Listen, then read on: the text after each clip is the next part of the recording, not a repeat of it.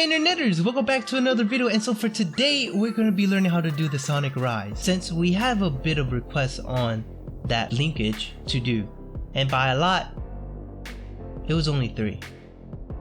I want to thank everyone who left suggestions down in the description below, and I would like for you guys to continue making suggestions on what you want to see me learn next. For those of you who do not know what the sonic rise is, here's a quick video on Penspinning Central doing the sonic rise. And so if you haven't checked out Penspinning Central video out yet, I'll leave a link to the channel down in the description below, so please make sure you go and check that out. Basically, the sonic rise is a linkage between the sonic in finger slot 2-3 and the sonic in finger slot 3 and 4. For me, I would say that I am able to do the sonic decently in finger slot 2 and 3,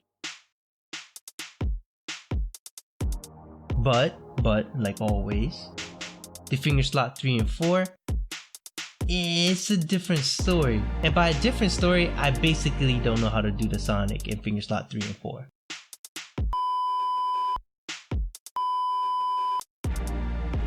And so in order for you to do the sonic, you have to sort of know how to do the charge.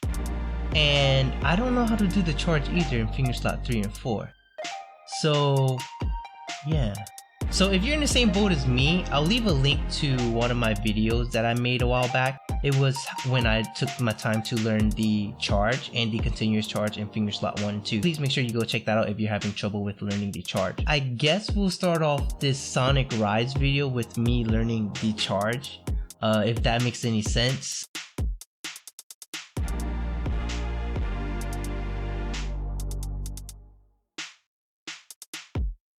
So now, since I could do the charge on finger slot 3 and 4, but like just to show you I could do the charge, here's a quick clip of me actually being able to do the charge on my finger slot 3 and 4 now. Now I could actually start learning how to do the sonic in finger slot 3 and 4.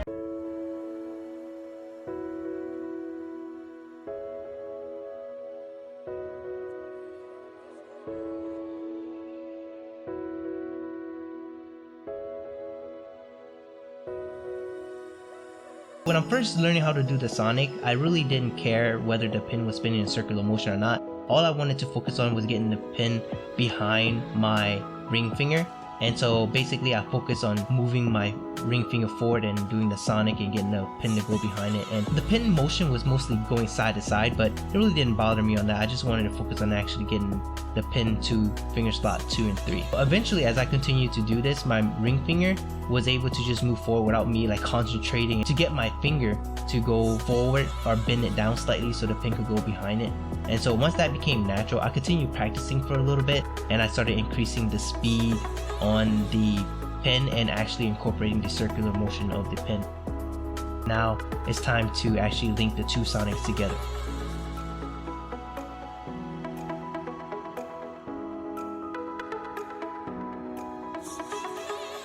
But as you can see, when I was trying to link these sonics together, it didn't go as smoothly, or it didn't flow right. And what I mean by it didn't flow is there's a slight pause. Like after I moved the pin from finger slot 3 and 4 to 2 and 3, as I practiced this, I kind of saw what was the problem. And so as I was doing the sonic and it was going to finger slot 2 and 3, the pin actually stopped because it lands on my thumb flap, like how I practiced. And so this was a habit that I had, and I had to break this habit because the pin needed to continue to flow to make it look nice. When I'm doing the sonic, I purposely dodged the pin with my thumb just so I could like break that muscle memory.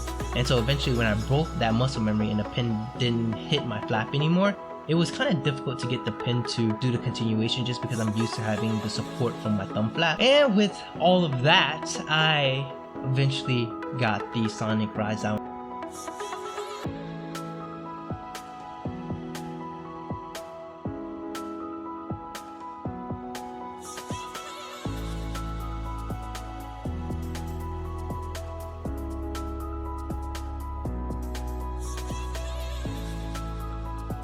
And so I spent a total of 47 minutes and 19 seconds, and I dropped the pin a total of 162 times. And that's not counting the time I spent learning the charge on finger slot 3 and 4. It was just purely when I learned the sonic and then the sonic rise. And so yeah, if you enjoyed the video, please make sure you hit that like and subscribe button for more future videos like this.